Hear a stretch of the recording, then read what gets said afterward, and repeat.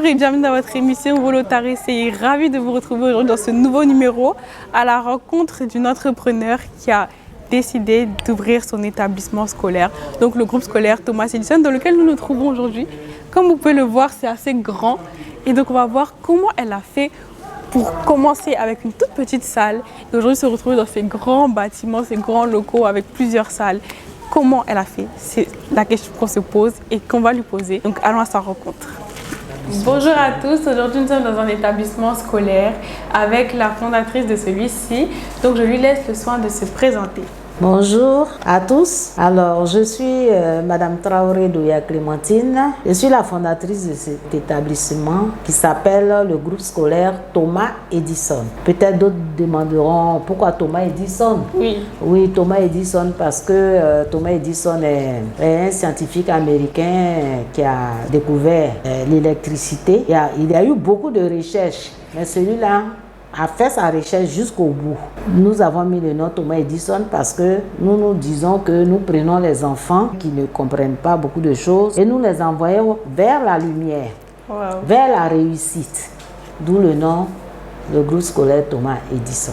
Donc c'est prémonitoire. Est-ce que tu peux nous expliquer un peu ton parcours scolaire et quel est ton métier? Alors mon parcours scolaire, j'ai commencé l'école primaire à Boaké.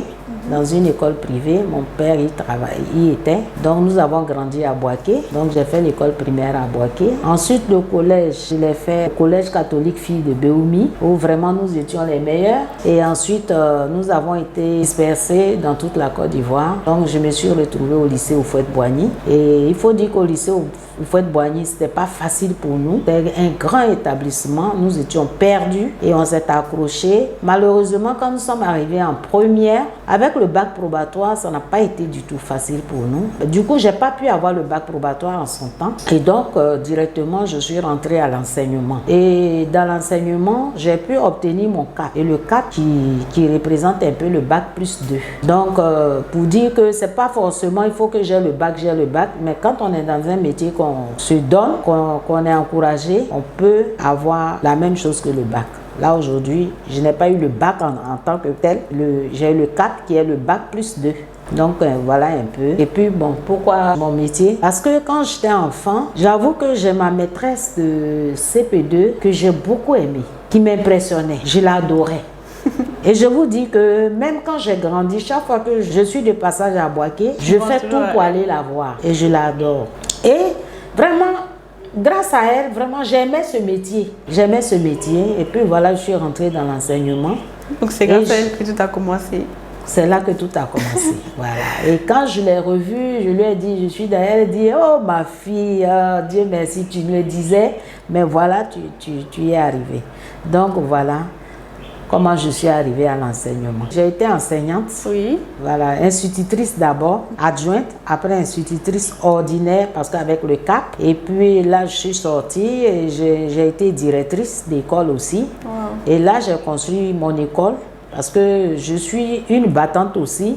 Et je me sentais capable de faire quelque chose. Alors je suis venue et j'ai essayé et Dieu merci, ça a commencé à prendre. Je supervise beaucoup les enseignants. Je collabore avec mes collaborateurs comme le directeur des études, le comptable, la directrice des ressources humaines, la caissière, la secrétaire. Voilà mes proches collaborateurs. Et j'ai des responsables dans les différents domaines comme la cantine, le transport, l'entretien au niveau du bureau. Donc, il y a des responsables. Nous tenons des réunions chaque deuxième mardi de chaque mois. Voilà un peu mon parcours. Très merci pour cette présentation très détaillée. Maintenant, moi, ce que j'aimerais savoir, c'est qu'est-ce qui démarque en fait le groupe scolaire Thomas Edison de toutes les autres écoles ou établissements qu'on a l'habitude de voir? Alors, ce qui démarque Thomas Edison des autres écoles, c'est d'abord l'enseignement. Étant donné que moi-même, je suis enseignante, je suis de près mes enseignants. Chaque premier mercredi du mois, nous les formons, c'est-à-dire mon directeur des études et moi. Nous avons d'abord une réunion sur quoi on doit parler, le thème. Et dès qu'on a le thème, tous les premiers mercredis du mois, les enseignants sont là,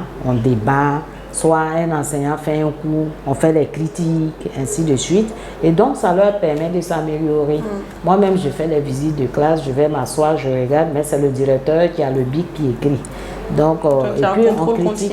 Voilà, il y a la formation continue qui se fait, ça c'est de 1. Et puis de 2, l'enseignement se fait, c'est-à-dire qu'on part de la connaissance des enfants eux-mêmes et l'enseignant ajoute ce que les enfants ne connaissent pas. Et ça c'est une particularité parce que ça permet aux enfants d'avoir confiance en eux, et de participer pleinement aux leçons. Vous voyez, ce n'est plus comme à l'ancien temps où l'enseignant vient et vous déverse son savoir, mais aujourd'hui, on va du savoir des enfants. Vous voyez, je donne un exemple banal, un exemple en sciences sur l'appareil digestif. On va demander aux enfants, par exemple, ce qu'ils ont mangé ce jour. Qu'est-ce que vous avez pris comme petit déjeuner? Les enfants vont citer. L'enseignant va écrire au tableau. Alors, tout ce que vous avez mangé, c'est bien. Mais quand vous avez mangé, vous avez mis dans la bouche, vous avez mâché et c'est rentré où? Ils vont dire dans l'estomac. Maintenant, dites-moi, mettez-vous dans les petits groupes, discutez. Dites-moi maintenant, une fois que l'aliment se trouve dans l'estomac, quel est son trajet? Les enfants vont se mettre en petits groupes, ils vont débattre entre eux, ils vont discuter, tout et tout. Et dans chaque groupe, il y a un porte-parole. Donc, le porte-parole va passer au tableau après. S'il y a 4 groupes, donc il y a 4 porte-paroles. Chacun va faire son dessin ou bien sa démonstration devant ses camarades. Mais, ce que je peux vous dire, la plupart des enfants disent, bon, quand on mange, ça va descendre dans l'estomac. Et puis, dans l'estomac, ça va dans le petit intestin. Point final. Ils n'arrivent pas, ils ne comprennent pas le reste du circuit. Donc, vous voyez, là, on va du savoir de l'enfant. Et tous, ils vont faire la même chose. En ce moment maintenant, l'enseignant intervient pour dire c'est très bien, vous connaissez déjà un peu de trajet, mais c'est incomplet. Vous voyez? Ouais. Et c'est là l'enseignant va expliquer pour dire que tout ce qui n'est pas bon dans ce que vous avez mangé, qui est mauvais, qui est ceci, va passer dans ce qu'on appelle le gros intestin. Mais dans le petit intestin, là, tout ce qui est bon, ça va se transformer déjà en gluant, liquide, qui va repartir dans tout l'organisme. C'est ce qui va faire que vous allez grossir, grandir, tout ce que vous voulez. Vous voyez, quand un bébé naît, il est tout petit. Vous, vous êtes né, vous étiez petit, maintenant vous avez grandi. C'est ça, parce que ce que vous avez mangé qui est reparti dans votre corps, qui vous permet de grandir et de grossir. Ce qui n'est pas bon dans ce que vous avez mangé, c'est ce qui passe dans le gros intestin. Et il faut le vider. Et c'est là les enfants réalisent. Ce que je suis en train de vous dire, vous voyez qu'on est parti du savoir de l'enfant déjà. Et nous avons complété. Et quand c'est comme ça, l'enfant comprend vite la leçon puisqu'il y a participé. Vous voyez, il y a participé. Voilà comment nous enseignons, et que ce soit en histoire, que ce soit en géographie, ainsi de suite. En plus de cela, nous avons des activités ludiques. Voilà, nous avons des activités ludiques. Regardez, par exemple, nous avons des sorties pédagogiques. Très important. Cette année, nous sommes partis à la forêt du Banco. Je ne vous dis même pas qu'à la réunion des parents d'élèves, dès que j'ai annoncé la forêt du Banco, il y avait des murmures. Parce que les parents se disaient, oh, on coupe les têtes. J'ai dit non. Ils ont des a priori dessus. Voilà. J'ai dit, la forêt du Banco est très sécurisée, il n'y a pas de problème. Fort heureusement, il y avait un commissaire dans la salle qui a dit non. Moi, je connais la forêt du Banco, la dame a raison, il n'y a rien. Vous voyez? Et là même, je ne vous dis même pas qu'il y a des parents qui ont eu tellement peur qu'ils n'ont pas envoyé leurs enfants. Mais nous, on est partis, les enfants se sont bien amusés. Mais avant de s'amuser, ils ont fait le tour pour voir les gros arbres, la nature. Vous voyez, il y a le musée. Les enfants ont visité le musée. Les enfants, ils découvrent beaucoup de choses. Ce genre de sortie, c'est important parce que ça permet aussi aux enfants de connaître l'environnement dans lequel ils vivent et de savoir les ressources qu'il y a en Côte d'Ivoire. Voilà, de découvrir la nature et voir que la Côte d'Ivoire est très, très riche. Très riche. Dans le monde entier, il y a la Côte d'Ivoire et le Brésil, les deux pays qui ont leur forêt en pleine ville. En pleine capitale. C'est une grande richesse pour nous. Mais généralement, l'Ivoirien même, on ne connaît même pas notre environnement. Et donc, les enfants déjà à cet âge, on leur fait découvrir leur richesse. Ils ont beaucoup aimé. Et s'il n'y a pas que la forêt du Banco, nous faisons donc les sorties qui ouvrent l'esprit des enfants. C'est la découverte du monde. Ensuite, nous avons la fête traditionnelle. La fête traditionnelle, c'est une fête qu'on réalise au mois d'avril. Et déjà, on commence en début d'année. L'année dernière, le thème, c'était le monde. Le monde, ça permet aux enfants de découvrir le monde. C'est-à-dire chaque classe prend un thème. Par exemple, d'autres ont choisi le Canada, d'autres ont choisi la Côte d'Ivoire, d'autres ont choisi le Kenya. Il y avait le Canada et puis il y avait le Burkina, il y avait le Mali. Tout ça, les enfants ont fait des balais sur ça. Et quand on leur donne le thème, les enfants font des recherches sur le pays. Ils posent même des questions à leurs parents. La Jamaïque, c'est où? C'est comment? C'est ceci. Ils vont sur Internet avec l'enseignant, tout et tout. Et à la fin, ils vont faire cette danse-là. Et ce jour, les parents sont surpris de voir leurs enfants avec autant de connaissances et en train de danser. Donc ça, c'est vraiment un plus dans mon école. Ensuite, on a ce qu'on appelle le full coaching. Le full coaching, les enfants ont des genres de calculatrices. Mais ça, c'est un truc qui vient de l'Asie. Je vous assure que ça n'aide pas tellement les parents parce que le professeur du full coaching, à la fête traditionnelle, il vient faire les démonstrations. Et les parents sont vraiment dépassés. Et ça consiste à quoi le full coaching? Le full coaching, ils ont un genre de calculatrice qui n'a rien à voir avec la calculatrice que nous avons là. C'est avec des perles. Mais les enfants apprennent et c'est plus rapide que cette calculatrice. Et le jour J, puisqu'il apprend toute l'année aux enfants à travailler sur cette calculatrice-là, et le jour J, il fait des démonstrations. Je vous assure, quand il va dire, ils peuvent mettre 20 chiffres, 3 plus 4 fois 5 fois 10 fois... Ça peut être 20. Dès qu'il finit, les enfants lèvent le doigt, ils ont donné la réponse. Les parents, ça dit les parents mais sont assis en téléspectateur en train de réfléchir 2 fois 10 fois 10.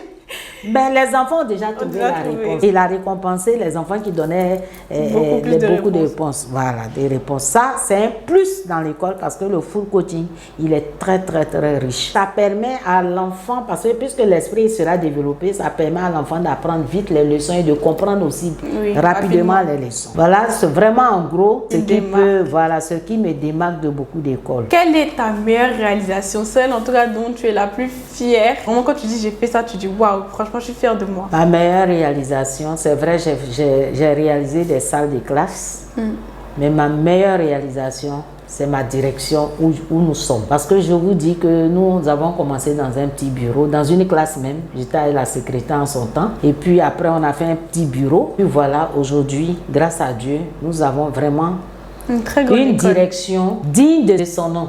Parce que nous avons une grande école et les enfants travaillent très bien, mais la direction ne reflétait pas. Aujourd'hui, vraiment, on a tout à notre disposition et ça ne peut que donner un plus à l'école. Ça ne peut que donner un plus à l'école. Tous les parents qui rentrent, waouh, waouh, waouh. Et moi, j'en suis fière. Très fière. Est-ce que tu peux nous raconter une anecdote de ton parcours, de l'idée du projet, jusqu'à maintenant où nous sommes? Bon, on venait d'ouvrir l'école. J'étais avec ma secrétaire. Nous étions que 2. Le personnel, nous n'étions que 2. Et les enseignants, on en a pris 3. Mais bon, les 3, nous avons eu que 13 élèves. Mais les 13 élèves, les 3 enseignants, je crois qu'il y avait une qui avait 4 élèves, une qui avait, je crois, 8, et puis une qui avait 1 élève. Mais je vais dire, même pour inscrire les enfants, quelquefois je n'arrive pas tôt à l'école. La secrétaire, dès qu'il y a un parent qui vient inscrire un seul enfant, quand elle m'appelle, madame, il y a un parent qui vient d'inscrire un enfant. Je suis à la maison, je saute, je dis, hey, Dieu merci. Au moins on a inscrit un. Après on dit, ça fait 2, ça fait 3, 5. Ici on s'est retrouvés à 13. Quand j'arrive, on danse ensemble. Parce que vraiment, c'était d'une rareté pas possible. Les parents des filles, ils viennent prendre des renseignements. Mais en fait, une école, ils se disent, mais c'est une école, ça ne nous rassure pas. Ils n'ont pas encore fait leur preuve. Pourquoi je dois venir inscrire mon enfant tant que je n'ai pas vu? Beaucoup de doutes. Beaucoup de doutes. Il faut souffrir d'abord. Et là, nous avons souffert. De 13 élèves, on s'est retrouvé à 33. De 33, on s'est retrouvé à 66. De 66, on s'est retrouvé à 99. Après, on était dans 100. Aujourd'hui, on a dans 200 et quelques. Wow. Là, on a même bien dansé tous les jours. On est très contents. On s'est dit, ah, vraiment, Dieu est en train de faire son travail. Sinon, il faut dire que les difficultés, en tout cas, il y en a. Il y en a. Il arrive 2 fois, même tu as envie de te dire, mais faut-il que je ferme l'école ou que je continue? Vraiment, l'année où il y avait 13 élèves, c'était pas facile. C'était pas facile. Comme moi-même, j'avais travaillé et Pépé était là, papa était là. Donc, il m'aidait à gauche, à droite. Sinon, les salaires, notre budget, c'était 2 millions et quelques. Déjà, même en décembre, le budget est fini.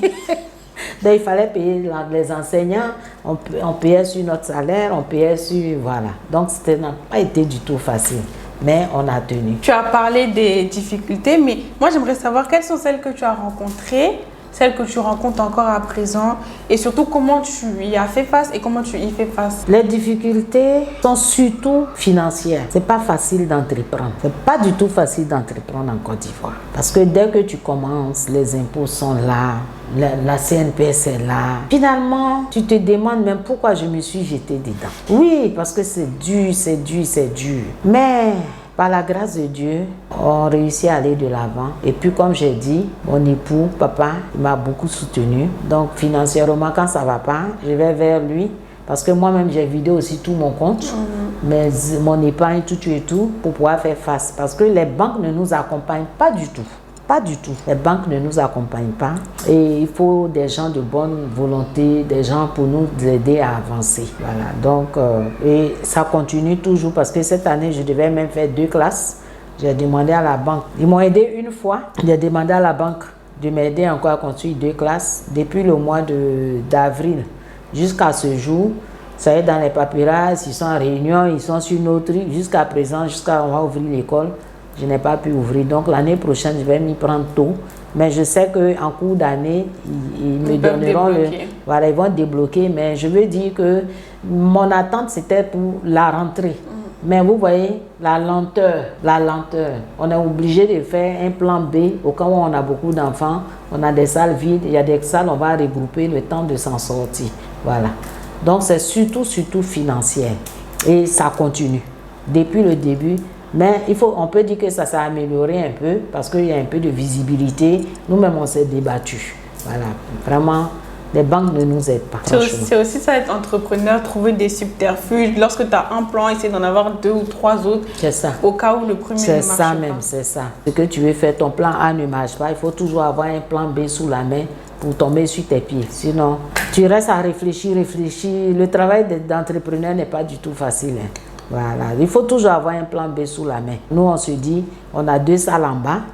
Si, je n'ai pas pu créer mes 2 salles, mais on va essayer de déplacer un peu les plaques, les classes là. Et puis, on va retomber sur nos pieds. Il y a 2 salles en bas, on va aménager et puis voilà, on continue. Le temps que je crée mes 2 salles. C'est ça. Il faut toujours avoir un plan B en tant qu'entrepreneur. Ton plus grand défi, en tout cas quotidiennement, c'est lequel? La première chose, le plus grand défi, c'est de rendre mon école, mon établissement, une école prestigieuse, une école de référence, une école d'excellence. Voilà pourquoi je suis tous les jours à l'école à suivre.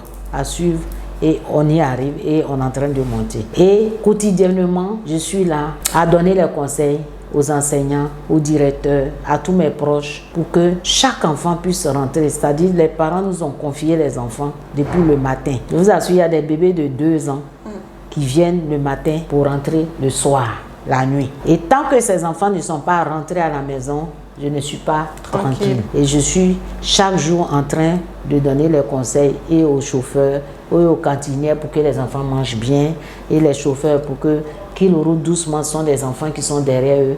Donc, quotidiennement, je ne fais que leur donner leurs conseils, et jusqu'à ce qu'ils rentrent chez eux à la maison. Et quand ils sont rentrés à la maison, jusqu'en fin d'année, que les parents me disent merci, je suis... C'est un soulagement. Je suis soulagée. Tant qu'on te confie des enfants, c'est difficile. C'est vrai que c'est une lourde tâche, non seulement l'éducation, parce que c'est sur ça que l'enfant va se baser pour faire sa vie de demain. Voilà, pour construire sa vie de demain. Donc, nous cherchons à leur donner même une bonne éducation, une très bonne éducation.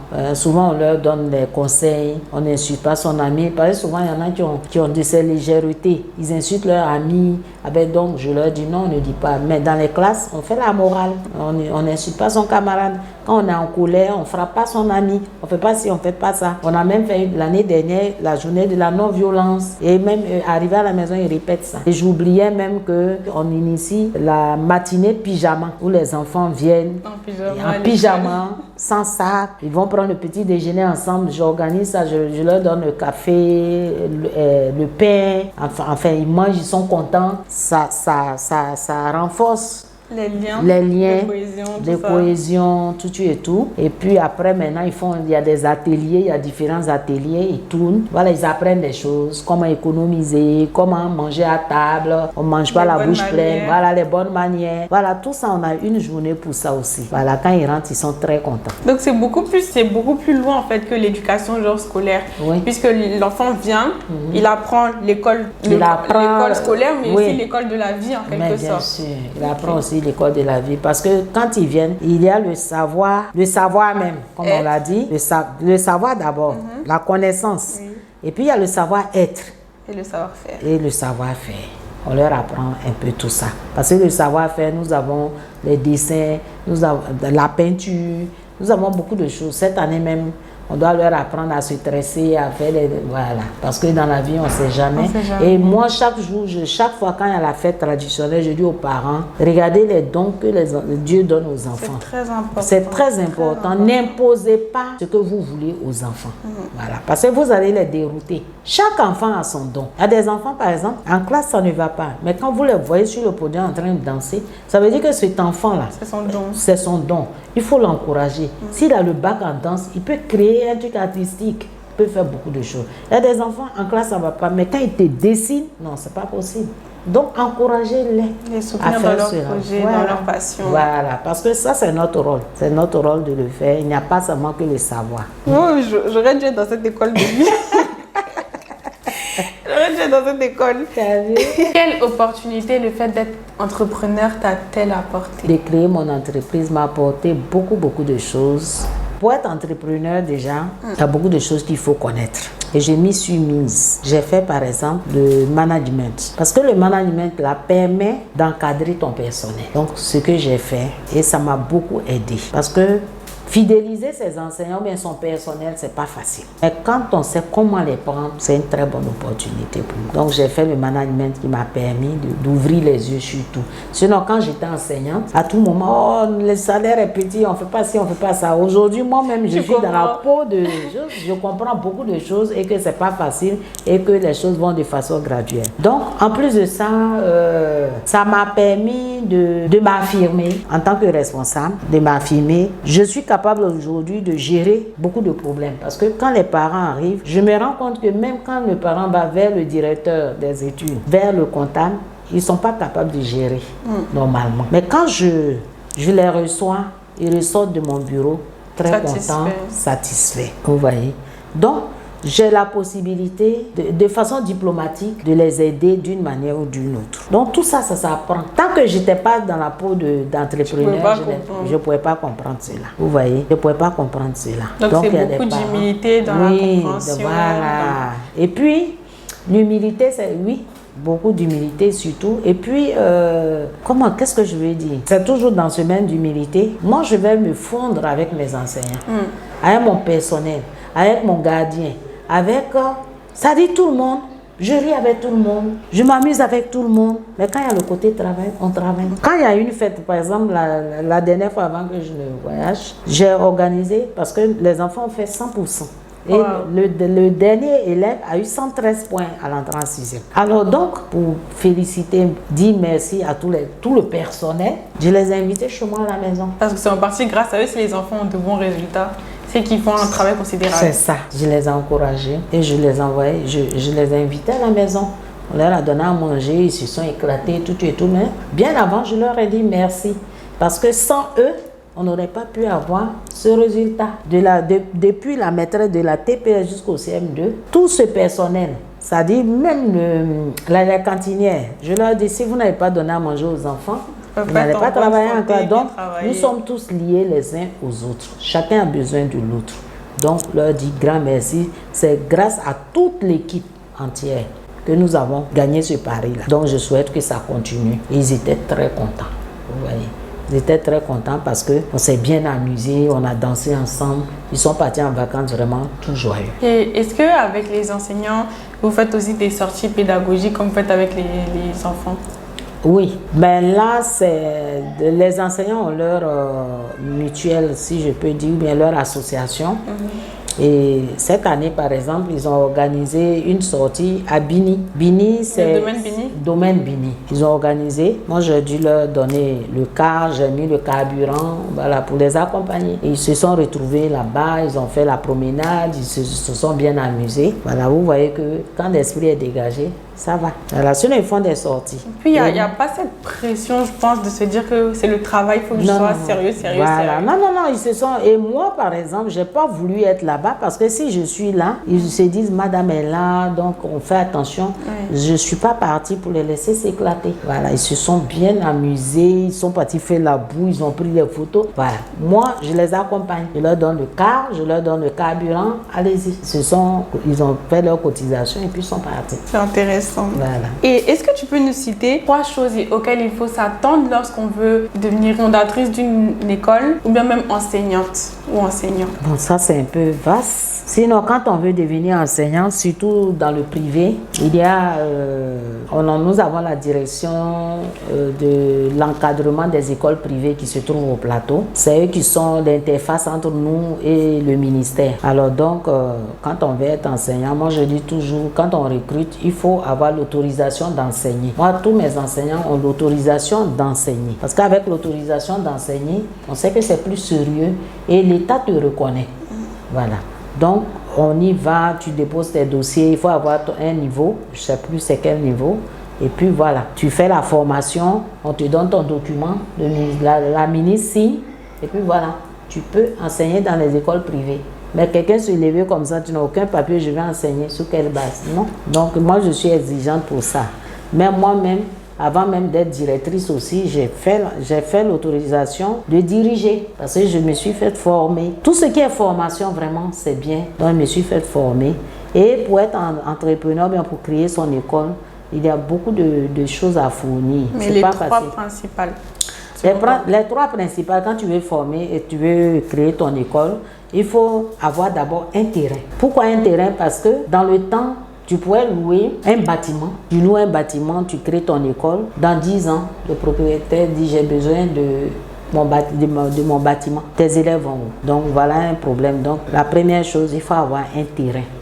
Quand vous avez le terrain, en ce moment-là, vous allez à la DIP. La DIP, c'est la direction de l'encadrement des écoles privées, là, voilà, qui se trouve au plateau. Vous allez maintenant chercher l'autorisation, votre autorisation de création. Une fois que vous avez l'autorisation de création, maintenant, on vous donne l'autorisation d'ouverture. Tant que vous n'avez pas ces 3 choses-là, que vous créez votre école, vous serez une école clandestine. L'année dernière, vers le dispensaire ici, les gens de la DIP et le ministère ont fermé une école carrément.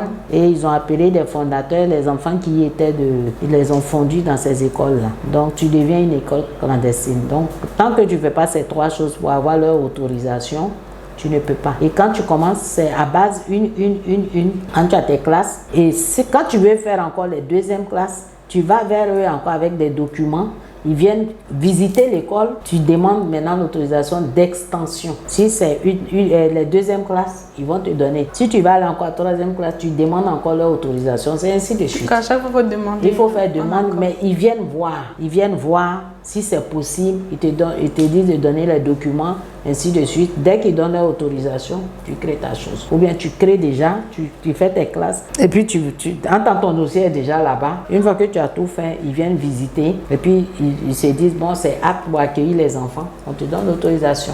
Mais sinon, si tu ne fais pas tout ça, ça devient une école clandestine. Parce que quand tu fais ça, aujourd'hui, moi, j'ai mes élèves, par exemple, qui peuvent aller en France, aux États-Unis, parce que quand on demande comment on appelle, l'attestation de réinscription ou l'attestation de scolarité, les gens, ils savent quelles sont les écoles autorisées en Côte d'Ivoire. Ok, donc vous faites partie des écoles qui autorisent les voyages Non, c'est pas... C'est-à-dire qu'un parent veut voyager avec son enfant, on va lui dire, viens avec l'attestation de scolarité, l'attestation de réinscription. Et quand l'école donne, dans les ambassades, toutes les écoles autorisées de Côte d'Ivoire, ils ont la liste. Donc ils fouillent. Quand ils voient, ils donnent le visa à l'enfant. Mais quand ton nom n'y est pas, ça veut dire que tu n'es pas autorisé, on ne donne pas le visa à l'enfant. Ok. Oui. Intéressant ça. Ouais. Sinon, moi, plus jeune, dans les écoles turques, j'ai organisé des colonies de vacances. Voilà, j'ai organisé des colonies de vacances. J'ai fait 3 fois la France. J'ai fait les États-Unis avec les enfants, tout et tout. Selon toi, quelles sont les 3 attitudes ou comportements ou savoir-faire que doit avoir un bon entrepreneur? Comme tout à l'heure, je l'ai dit, il faut être humble. Voilà, il faut être humble. Je répète et j'appuie dessus parce que l'humilité peut permettre beaucoup de choses. L'humilité précède la gloire. Voilà. Donc, il faut être humble. Il faut être à l'écoute de ton personnel aussi. Il faut être à l'écoute parce que quand ton personnel a des problèmes et que tu ne peux pas être à l'écoute, ton travail ne sera pas fait. Un de tes employés peut toujours venir en retard. Tu vas beau lui crier dessus. Peut-être qu'il a un problème. Tu vas lui dire 10 000 fois, il va venir en retard 10 000 fois. Tout ce que tu peux faire, je vais te renvoyer. Je vais te renvoyer. Mais ce n'est pas de sa faute. Peut-être en arrière-plan, il a un gros problème. Il faut résoudre ce problème. Donc, c'est pour ça que je dis, il faut être à l'écoute de ses employés. Maintenant, la 3e chose, qu'est-ce que je peux dire? Le mindset qu'il faut avoir, est-ce qu'il faut être vraiment quelqu'un de courageux, voilà. Savoir avoir beaucoup de stratégies? C'est ça. C'est ça, c'est vrai. Donc, la 3e chose, c'est le mindset. Donc, comme je le disais tout à l'heure, il y a des fois, il y a des problèmes qui te tombent dessus. Tu te décourages. Mais tu te dis non, je vais me battre. Il faut avoir le courage. Avec le courage aussi, on peut avancer. Avec les collaborateurs aussi, c'est la même chose. Tu as des collaborateurs qui vont te mettre les bâtons dans les roues. Et puis, lorsqu'un problème se présente aussi, par exemple, ma directrice des ressources humaines, mon comptable, chacun a sa manière de résoudre un problème. Mais quand ça vient à mon niveau, il y a toujours, j'essaie de résoudre ce problème avec stratégie et puis on n'en parle plus. Et tout le monde est content des 2 côtés. Et maintenant, on passe à la problématique. Donc, de quel projet ou initiative la Côte d'Ivoire, mais en général l'Afrique, a-t-elle besoin pour être prospère dans un futur proche, selon toi?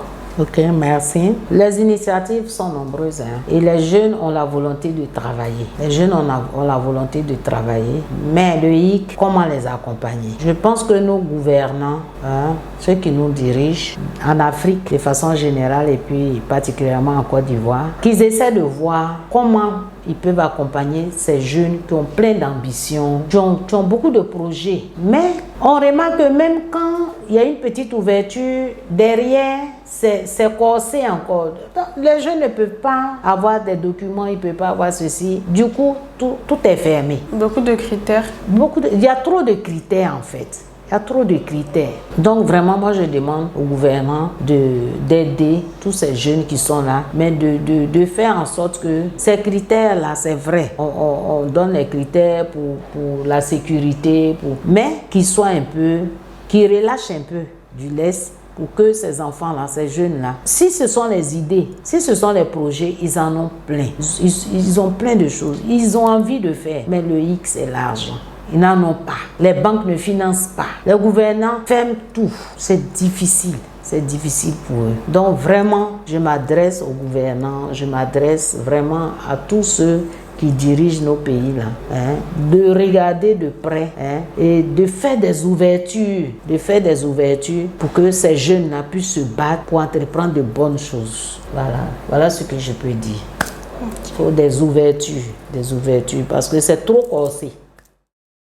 Pour terminer, je donne des conseils à tous ces jeunes-là qui veulent entreprendre, ceux qui sont déjà dans l'entrepreneuriat, de ne pas se décourager. Il n'y a rien de facile. Moi, j'ai failli abandonner, mais avec le courage, aujourd'hui, je ne regrette pas.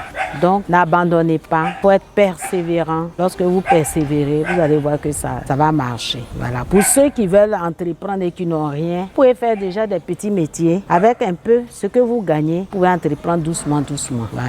Je pense qu'il va arriver un moment où l'État va réaliser qu'il y a des jeunes valeureux, il y a des jeunes qui ont beaucoup d'initiatives. L'État va commencer à aider les jeunes et en ce moment-là, ça sera bien. Mais pour l'heure, n'abandonnez pas. Je vous encourage à aller de l'avant. Il n'y a rien de facile.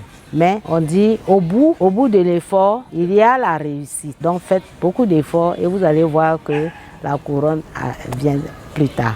Donc vraiment, je vous encourage. Merci beaucoup. Merci la télévision Olotari pour cette très belle initiative qui permet d'encourager les jeunes entrepreneurs. Je dis merci à l'initiatrice. Je l'y encourage vraiment à faire beaucoup, à mieux faire, à faire beaucoup. Je sais qu'elle va y arriver et je souhaite aussi que les bonnes volontés puissent l'encourager à aller plus loin dans ce projet. Voilà, parce que c'est une très très bonne initiative. Donc il faut qu'on l'encourage à ce qu'elle aille loin.